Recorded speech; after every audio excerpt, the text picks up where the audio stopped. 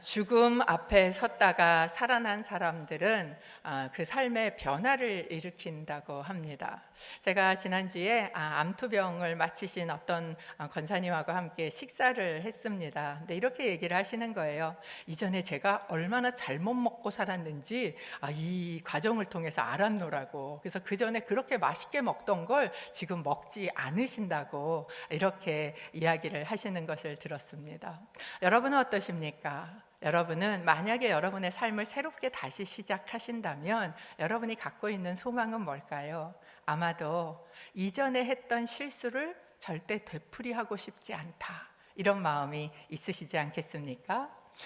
노아의 새로운 시작은 어땠을까요?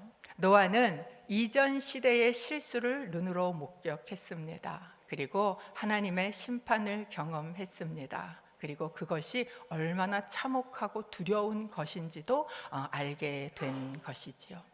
그리고 아마 이렇게 이야기를 했을 겁니다. 다시는 그런 세상을 만들지 않을 거야. 다시는 그런 실수를 하지 않을 거야 라고 생각을 했을 것이죠. 그런데 여러분, 오늘 저희가 읽은 본문에 보면 이 노아가 또 실패의 자리에 들어가고 있는 것을 저희가 보게 된다라는 것입니다. 어쩌면 역사는 되풀이된다라는 말이 맞을지도 모르겠다, 이런 생각이 듭니다. 오늘 성경은 이 노아의 실수를 왜 우리에게 기록하고 있을까요? 이 실수를 통해서 우리에게 이야기해 주고 싶은 것은 무엇일까라는 것을 오늘 이 말씀을 통해서 여러분하고 나누고자 합니다. 그 중에 노아가 우리에게 해주는 첫 번째, 실수를 통해서 해주는 이야기입니다. 첫 번째, 저희가 함께 읽어보겠습니다. 스스로 자만하지 마십시오. 방주에서 나온 노아 가족들은 농사를 시작을 했습니다. 아마도 방주에서 나올 때 하나님께서 축복해 주셨어요. 땅끝까지 번성해라, 충만해라, 이런 축복을 받았기 때문에 농사 짓는 일이 잘 되었을 것 같습니다. 비가 내리면 두려웠겠지요. 트라우마가 있으니까. 그런데 그 다음에 무지개가 뜨는 걸 보면 안도가 왔을 거예요. 그래, 하나님이 언약하셨지. 그러면서 안도감을 가졌을 것입니다. 오늘 본문에 보면 이 노아가요, 포도원을 심었다라고 이야기를 합니다. 여러분, 포도는요 배부른 작물이 아닙니다. 오늘 포도원을 심었다라는 이야기는 노아가 먹고 살만해졌다라는 것을 저희에게 보여주고 있는 것입니다. 과거의 궁핍함도 지나갔어요. 이제 두려움도 끝났어요. 뭔가 잘 돼 나가고 있는 것 같아요. 그럴 때 그에게 어떤 일이 생겼는가? 9장 21절입니다. 저희가 함께 읽어보겠습니다. 시작. 그가 포도주를 마시고 취해 자기 장막 안에서 벌거벗고 있을 때. 이 사건을 대하면서 우리 안에 이런 질문이 하나 들어올 수 있습니다. 아니, 술 마신 게 꼭 죄입니까? 밖에 나가서 벌거벗고 다닌 것도 아니고 자기 집에서 술 마시고 벌거벗고 누웠는데, 아니 이게 이렇게 큰 실수가 됩니까? 라고 이야기할 수도 있습니다. 이 노아가 술을 마시고 벌거벗고 있었다는 이 이야기에 노아의 행동에 나오는 세 개의 동사가 등장을 합니다. 첫 번째는 뭐라고 이야기하냐면 그가 마셨고, 두 번째는 취했고, 세 번째 벌거벗었다라는 세 개의 동사입니다. 어떤 사람이 그러더라고요. 보통 술을 마셔보면 처음에는 사람이 술을 먹는데 한참 먹다 보면 술이 술을 먹다가 그 다음에 더 마시면 술이 사람을 마신다라는 말을 들은 적이 있습니다. 여러분은 체험 안 하셨기를 바랍니다. 어떤 자매가 제가 이제 양재에 있을 때 찾아왔어요. 목사님, 상담을 하고 싶어요. 그래서 뭔데요? 그랬더니 목사님, 성경에 보면 술 마시지 말라는 말이 없어요. 술 취하지 말라 그랬어요. 그런데 왜 술 마시는 게 죄예요? 그거 죄 맞아요? 이러면서 저한테 질문을 하는 거예요. 마시면 안 돼요? 이러는 거예요. 그래서 제가 그 자매한테 그랬습니다. 자매님, 술이 되게 마시고 싶구나 그랬어요. 그리고 이렇게 이야기를 했습니다. 우리가 현관문을 열어놓고 잠을 자는 것 죄는 아닐 수도 있습니다. 그런데 그것은 도둑이 들어올 기회가 되는 것이죠. 노아가 술을 먹으면 술을 먹는 걸로 끝나지 않고 취했습니다. 그걸로 끝나지 않고 벌거벗었어요. 그리고 그것은 어떤 기회가 됩니까? 자기 자녀가 죄를 짓는 기회가 되었다라는 것이죠. 그만큼 술을 마시는 게 어리석은 일이다라는 것을 저희에게 이야기해 주고 있는 것입니다. 여러분, 인간은요, 스스로 죄를 해결할 수 없습니다. 우리는요, 죄에 약해요. 아니, 하나님께서 이 홍수로 이 땅을 다 심판하셨는데 왜 이런 게 다시 생깁니까? 왜냐하면 이 심판으로 죄의 나무는 자르셨지만 죄의 뿌리가 여전히 남아있기 때문에 그렇다라는 것이죠. 그렇기 때문에 성경은 우리에게 뭐라고 이야기합니까? 그러므로 선자는 넘어질까 유의하라 라고 이야기를 하고 있는 것이죠. 여러분, 오늘 내가 서 있다고 자만하게 되시지 않게 되시기를 바랍니다. 우리는요, 언제든지 넘어질 수 있는 사람이에요.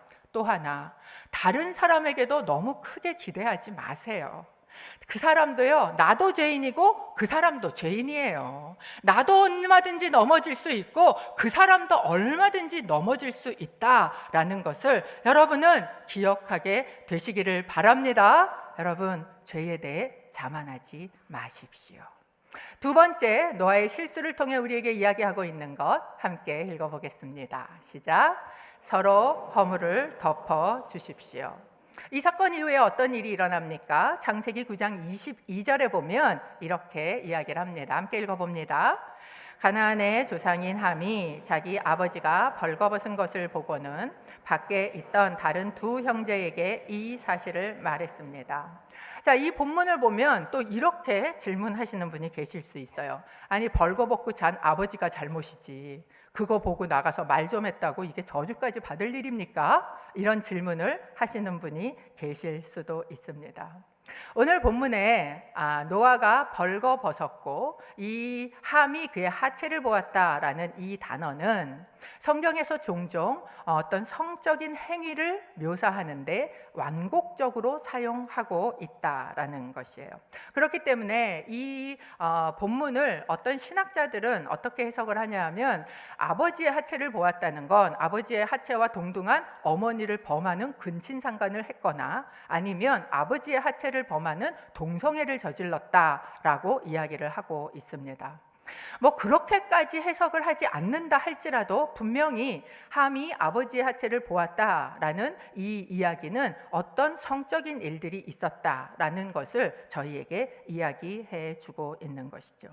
그렇다면 이 함이 이 아버지의 하체를 본 그 사건에 나오는 함의 반응 두 가지가 무엇입니까? 첫 번째는 보다예요. 보다. 보았습니다. 처음에 함이. 근데 이 보다라는 동사가 히브리어로 라라는 동사예요. 근데 이 라라는 동사는 그냥 흘끗 보고 지나가는 게 아닙니다. 뭐냐 하면 관심을 가지고 집중해서 쳐다보고 있는 거예요. 어떻게 이렇게 보는 것을 이야기합니다. 함이 아버지의 하체를 보았다라는 것은 이렇게 지나가다 잘못 봤네 이렇게 하고 지나간, 그렇게 본 게 아니에요. 이렇게 눈을 가린 게 아니라 이렇게 보았다라는 것을 저희에게 이야기해 주고 있는 것이죠. 즉, 여기에서 함이 아버지의 하체를 보았다는 것은 흥미를 가지고 일정 시간 동안 즐기면서 감상하면서 보았다라는 것을 저희에게 이야기합니다. 이런 사람에 대해서 하박국 선지자는 이렇게 이야기를 합니다. 하박국 2장 15절입니다. 함께 읽겠습니다. 화 있을 것이다. 자기 이웃에게 술을 통째로 마시게 해 술에 취해서 그들의 벌거벗은 몸을 드러내 보이도록 하는 사람아. 왜 술을 마시우고 하체를 드러나게 합니까? 그것을 보기 위해서예요. 그것을 즐기기 위해서다라는 거예요. 무슨 이야기예요? 호색적인 관음증에 대해서 이야기를 하고 있는 것이에요. 어쩌면 함은 아버지의 하체를 드러내기 위해서 술을 더 권했을지도 모르는 일입니다. 여러분, 지금 이 시대는 포르노그라피의 시대다라고 말해도 과언이 아닙니다. 영화도 그렇고요, TV도 그렇고 인터넷 매체에서 나오는 영상들은 말할 것도 없이 무엇이에요? 대중들을 대중적인 관음증 환자들로 양산하고 있는 것이 바로 이 시대의 모습입니다. 드라마에서 가장 시청률이 높게 나오는 씬이 무슨 씬인지 아시죠? 무슨 씬일까요? 키스 씬입니다. 남들이 키스하는 거 뭐 그렇게 열심히 쳐다보세요?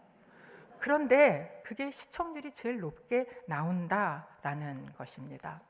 여러분, 지난번에 있었던 엠번방 사건에서 우리가 알 수 있는 건 뭐예요? 그곳에만 접속을 해서 그것을 다운받고 거기에서 거래를 한 사람의 수가 수십만 명이 넘는다라는 것을 저희에게 이야기해주고 있습니다.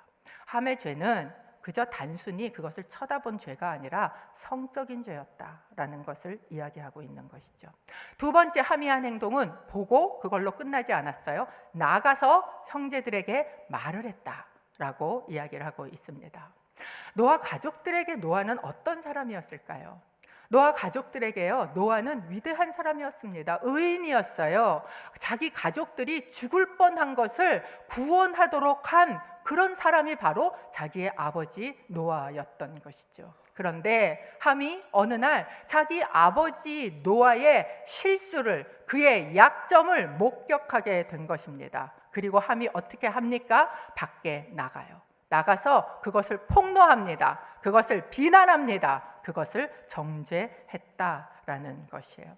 아마도 그때 그 장면을 생각해 보면 함이요, 얼굴이 시뻘게 갖고 형제들한테 막 나가서 얘기했을 거예요. 이게 말이 됩니까? 아니 어떻게 아버지가 이럴 수 있냐고, 그러면서 마치 내가 정의의 사도, 공의의 사도가 된 것처럼 소리를 내서 형제들에게 이야기를 했을 것입니다. 마치 구스 여인을 취했던 모세에 대해서 그를 비난하고 자기 형제 아론에게 찾아가서 마구 비난했던 미리암의 모습과 같다고 할 수 있지요. 그 미리암에 대해서 하나님이 어떻게 하셨는지 아십니까? 그 미리암에 대해서 하나님께서 진노하셨어요. 심판하셨습니다. 그리고 그 벌로 미리암에게 나병이 생기게 되었다라는 것이죠. 여러분, 도대체 왜 하나님께서는 이것에 대해서 이렇게 진노하시고 이렇게 심판하시는 것일까요? 이 함의 행동 또는 이 미리암의 행동은요, 사랑으로 말미암은 것이 아니기 때문에 그렇다라는 거예요. 여러분, 부모들은요, 자녀의 허물을 봐도, 자녀의 실수를 봐도 절대 밖에 나가서 떠벌리지 않아요. 왜 그렇습니까? 사랑하기 때문에 그렇다라는 것이죠. 그런데 함이 했던 일 뭐예요? 고소하고 참소하고 폭로하는 이 일은 절대로 사랑에서 나온 게 아닙니다. 여러분, 고발하고 참소하는 건 누구의 성품입니까? 그건 사단의 성품입니다. 사단은 참소자이기 때문에 그렇다라는 거예요. 그런데 이 함에 비해서 두 형제의 반응은 어떠했을까요? 창세기 9장 23절입니다. 함께 읽지요. 시작. 그러자 셈과 야벳은 겉옷을 어깨에 걸치고 뒷걸음으로 들어가서 아버지의 벌거벗은 몸을 덮어 주었습니다. 그들은 아버지가 벌거벗은 것을 보지 않으려고 얼굴을 돌렸습니다. 함은 보았습니다. 그런데 그 형제들은 뭐예요? 보지 않기로 작정했어요. 그래서 보지 않으려고 머리를 돌렸다라고 이야기를 합니다. 여러분, 함이 형제들한테 이렇게 얘기하지 않았을까요? 내 말이 진짜다. 지금 아버지 진짜 그러고 있다. 형들이 들어가서 한번 보고 확인해봐라. 이러지 않았겠습니까? 그런데 이 형제들이 결정한 건 뭐예요? 보지 않기로 고개를 돌리고 보지 않기로 결정했다라는 거예요. 한 번쯤 보고 싶지 않았을까요? 궁금하지 않았을까요? 그런데 그들은 보지 않기로 결정했다라는 거예요. 여러분 가운데 혹시라도 호기심으로 그런 것들을 한 번쯤은 하고 보시는 분 계십니까? 이 시간에 예수님 이름으로 말씀드립니다. 보지 않기로 결정하시기를 바랍니다. 고개를 돌리는 거예요. 안 봐! 이렇게 하는 것이죠. 두 번째, 이 형제들이 한 행동은 함이 나가서 그것을 폭로하고 떠벌렸던 것과 달리 겉옷을 메고 가서 그것을 덮는 것으로 결정했다라는 것이에요. 여러분, 누군가 뒤에서 막 이런 이야기를 할 때 여러분은 맞장구 치는 분이 안 되시기를 바랍니다. 그걸 어떻게 결정해야 합니까? 그것을요, 덮어주는 거예요. 왜 그래야 합니까? 덮어주는 것이요 하나님의 성품이기 때문에 그렇습니다.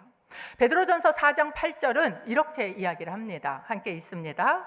무엇보다도 서로 깊이 사랑하십시오. 사랑은 허다한 죄를 덮습니다.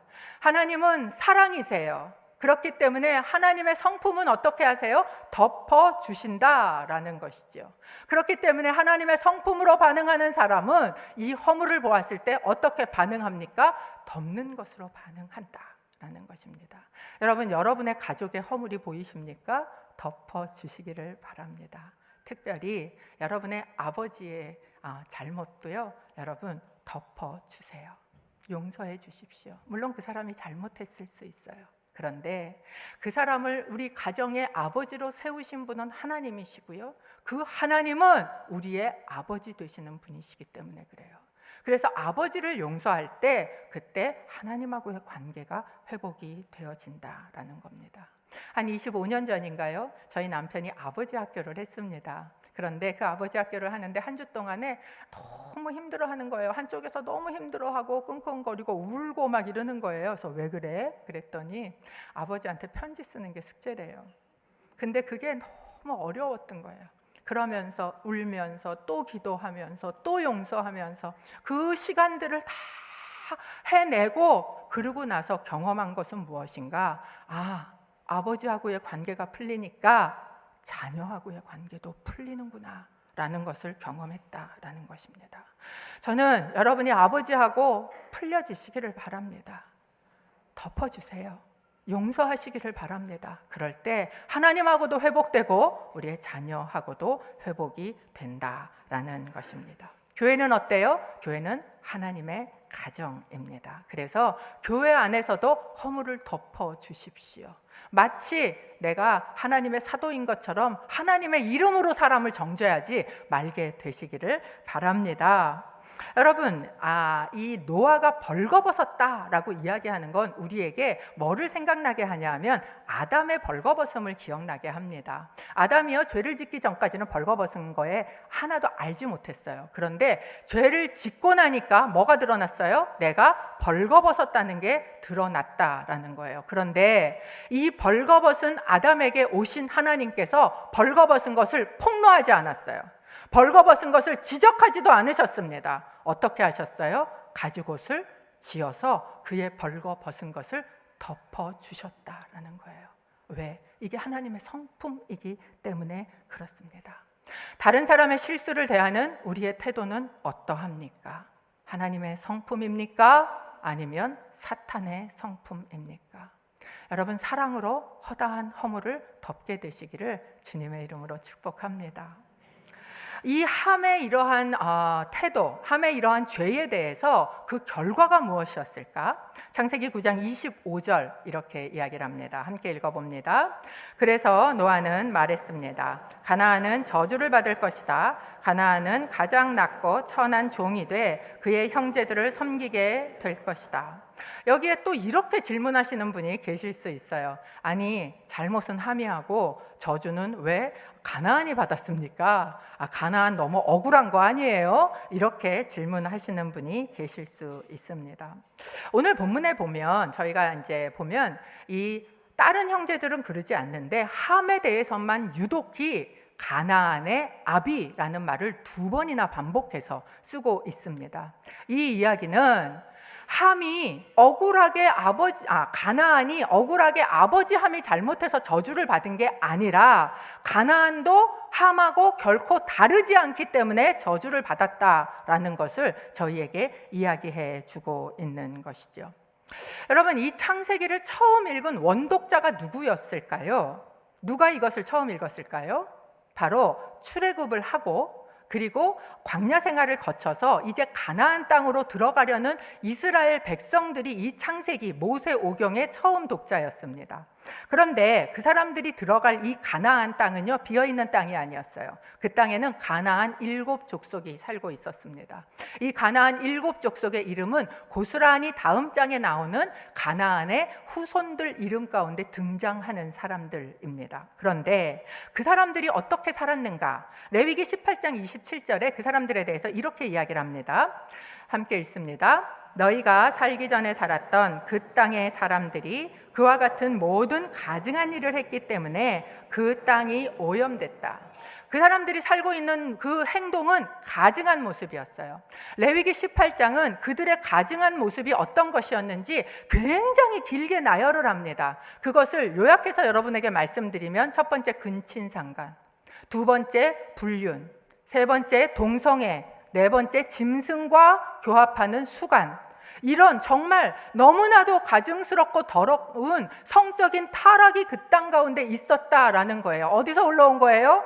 아버지 함에게서 흘러내려온 것이다 라는 것을 저희가 알 수 있어요. 그래서 우리가 여기서 아는 건 뭐냐면, 여러분, 부모의 삶은 때때로 자녀의 삶의 재생이 됩니다.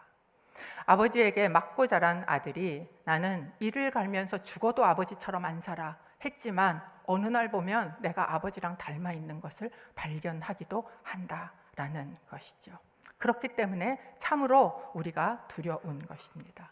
그렇기 때문에 하나님께서 이스라엘 백성들에게 너희가 들어가서 살 그 가나안 땅은 어떤 더럽고 악한 모습인지를 너희가 알고 그것을 따라감으로 너희 후손에 그것이 이어지지 않도록 해라 라는 것을 말씀하시기 위해서 지금 여기에 이 장면을 넣어 놓았다라는 것입니다. 저는 여러분에게 축복합니다. 함의 죄에 참여하지 마십시오. 보지 말 것은 보지 마세요. 그런 말에 맞장구 치는 일 하지 말게 되시고 덮어주시는 하나님의 성품을 닮은 여러분이 되시기를 바랍니다. 세 번째, 노아의 이야기에서 저희에게 이야기해 주는 건 무엇입니까? 함께 읽어보겠습니다. 시작. 축복의 편에 서십시오. 이 사건이 지나고 나면 10장에요 족보가 길게 등장을 합니다. 우리는 족보를 별로 좋아하지 않아요. 읽기도 힘든 이 사람 이름들은 왜 이렇게 줄줄이 써놨나, 이런 생각이 우리 안에서 들기 때문입니다. 근데 창세기에 등장하는 족보는 저희에게 무엇을 보여주고 있냐 하면, 이 족보가요 항상 두 갈래 길이 있는 것을 보여주고 있어요. 하나님이 선택하신 계열의 족보가 있고 하나님을 대적한 사람들의 족보가 있는 거예요. 마치 처음에 아담이 죄를 짓고 난 다음에 뱀과 여인의 후손으로 대표되는 이 두 개의 계보가 흘러가고 있는 것을 족보마다 저희에게 보여주고 있습니다. 그래서 앞에 가인의 족보가 있었고요, 그 다음에 그 옆에 셋의 족보가 같이 흘러가고 있었어요. 그리고 각 족보마다 대표성을 가진 사람들의 이야기를 하면서 그 사람들의 삶의 모습이 어땠는지를 보여줍니다. 그래서 셋의 족보에는 라멕이라는 사람, 우리가 전에 봤던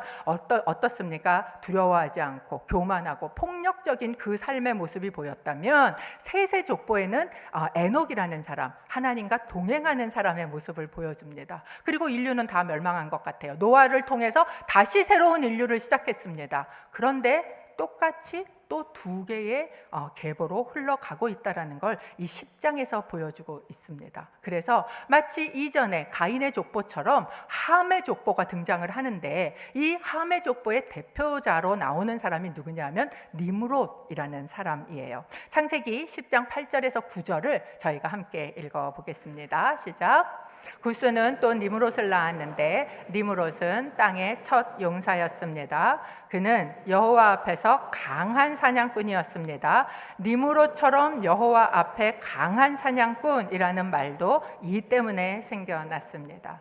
니므롯에 대한 설명, 첫 번째는 땅의 용사였다. 용사라는 게 무엇입니까? 힘을 가진 자, 강한 자였다라는 것이죠. 근데 그 강한 힘을 가지고 그가 한 일이 뭐예요? 사냥꾼이었다라는 거예요. 고대 근동은 짐승만 사냥하지 않았습니다. 사람들도 사냥을 했어요. 즉, 이 사람의 삶의 모습은 어떤 모습인가? 힘을 가지고 생명도 함부로 자기의 이익을 위해서 취하고 그들을 잡는 이런 모습으로 살았다라는 것을 보여주는 것이죠.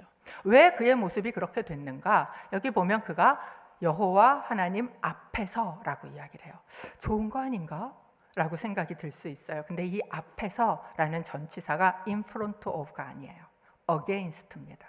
무슨 이야기예요? 내 힘을 가지고, 그리고 내가 잘하는 내 권력을 가지고 하나님 반대편에 하나님에 대항해서 서는 대적자였다라는 거예요. 그래서 니므롯의 이름의 뜻은 반역자, 라는 뜻을 가지고 있습니다. 그리고 그 사람은 어떤 일을 합니까? 결국 니무롯의 나라는요, 바벨탑을 세우게 된다라는 것이죠.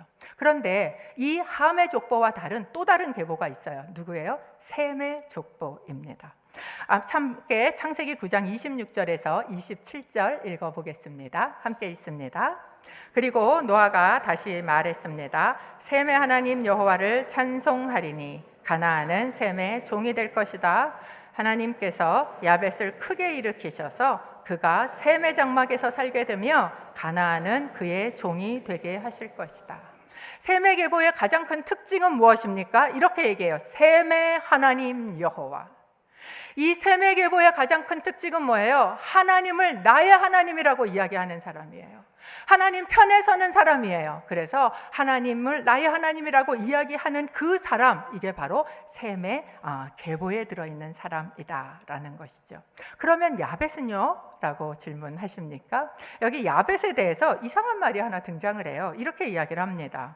하나님께서 야벳을 창대하게 하셔서, 크게 하셔서 그를 셈의 장막에 살게 하신다. 제가 읽으면서 생각했어요. 아니, 창대하게 됐으면 자기 장막에서 살지 왜 남의 장막 가서 살지? 이런 생각이 들었습니다. 그렇다면 여러분, 이 셈의 장막이 의미하고 있는 것은 무엇일까요?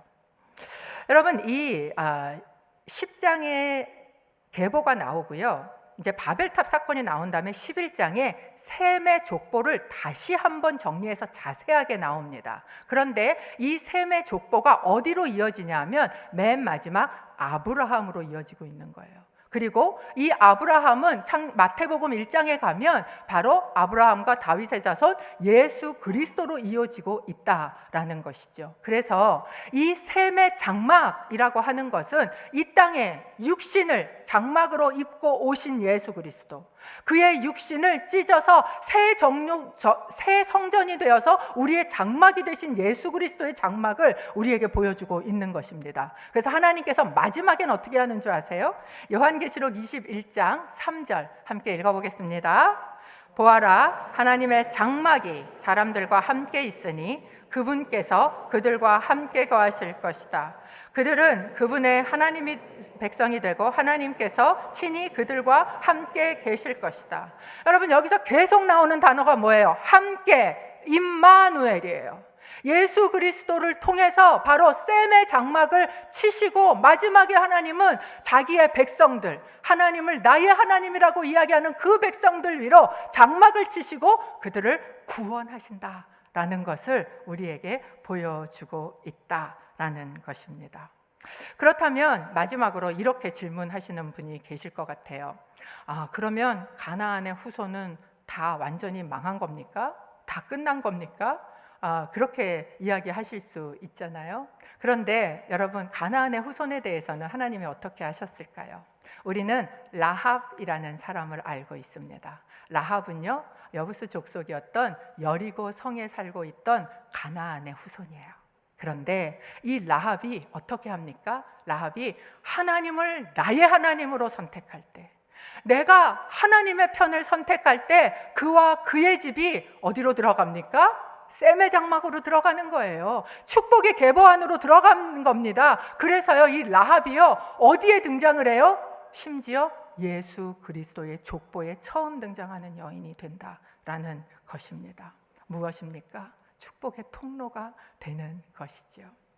여러분, 하나님께서는요, 노아를 통해서 전 인류를 축복하셨습니다. 그런데 모든 사람이 그 축복의 편에 서지는 않는다는 것을 여기서 보여주고 있습니다. 만약에 여러분이 축복의 편, 하나님의 편에 서신다면 당신의 가정 안에 어떤 죄가 있었을지라도, 당신의 가정 안에 어떤 저주가 있었다 할지라도 하나님께서 그것을 축복으로 바꾸실 줄로 믿습니다. 하나님께서 정결케 하시고 회복하시고 하나님의 믿음의 계보, 축복의 계보가 되게 하실 것이기 때문에 그렇습니다. 그럴 때 우리의 자녀들도요, 축복의 계보 안으로 올라가는 거예요. 여러분, 하나님의 반대편에 서지 마십시오. 하나님의 축복의 편을 선택하십시오. 셈의 장막 안에 들어가시는 여러분이 되시기를 예수님의 이름으로 축복합니다. 저희가 함께 기도하기 원합니다. 함께 기도할 때 참으로 이 세상은요, 이 세대는요, 죄 권하는 시대입니다. 여러분, 이 죄 권하는 시대 안에서 죄 권하는 그 일에 동참하지 마십시오. 맞장구 치지 마십시오. 여러분, 더러운 것엔 고개를 돌리십시오. 그리고 내가 허물을 덮기로 결정하시기를 바랍니다. 혹여나 여러분 가운데 여러분의 가족을, 여러분의 특히 아버지를 용서하지 못한 분이 계십니까? 여러분, 이 시간 용서하시기를 바랍니다. 그럴 때 여러분 삶의 회복이 임합니다. 그리고 우리가 정말 함이 아니라 하나님, 내가 셈의 계보에 들어가게 하여 주옵소서. 그래서 우리의 자녀들도 그 계보 가운데 흘러가게 하여 주옵소서. 예수 그리스도의 그 복음의 계보 가운데 들어가는 가정 되게 하여 주시옵소서. 저희가 함께 주여 외치고 기도하겠습니다. 주여. 아버지, 그렇습니다. 하나님, 노아의 이 실수를 통해 우리에게 말씀하시는 줄로 아버지 하나님 믿습니다. 아버지, 우리가 이 실수를 우리도 답습하지 않기를 원합니다. 우리의 가정 안에 어떤 저주가 있었을지라도 아버지 하나님, 내가 함이 아니라 셈의 길을 택할 때, 내가 축복의 편을 선택할 때 하나님께서는 회복시키실 것입니다. 저주가 축복으로 바뀌게 하실 것입니다. 아버지 하나님, 허물을 덮게 하여 주옵소서. 우리 가족 가운데 회복이 일어나게 하여 주옵소서. 아버지 하나님, 더러움이 떠나가게 하여 주시옵소서. 아버지 하나님, 그래서 참으로 하나님의 계보, 믿음의 계보, 아버지 하나님, 예수 그리스도의 통로가 되는 그런 가정이 되게 하여 주시옵소서. 아버지 하나님, 오늘 그것을 결단하며 고개를 돌리고 아버지 하나님, 그것을 덮기로 결단하는 사람이 있습니까? 성령 하나님 임하셔서 능력이 되어 주시옵소서. 행하게 하여 주시옵소서. 그래서 이 가정 가운데 저주가 떠나가고 하나님의 축복이 임하는 가정 되어지게 하여 주시옵소서. 하나님 아버지, 노아의 실수를 바라보며 하나님, 우리도 얼마든지 넘어질 자임을 고백합니다. 주님, 붙들고 살게 하여 주옵소서. 무엇보다도 함의 죄에 동참하는 자가 아니라 하나님, 셈의 계보 가운데 들어가는 자가 되기를 소원하오니 하나님, 우리로 하여금 용서할 수 있는 능력 주시고 하나님, 다른 사람의 실수를 덮을 수 있는 관용도 허락하여 주셔서 우리뿐만 아니라 우리의 자녀까지 축복의 계보 되어지게 하여 주옵소서. 예수 그리스도의 이름으로 기도합니다.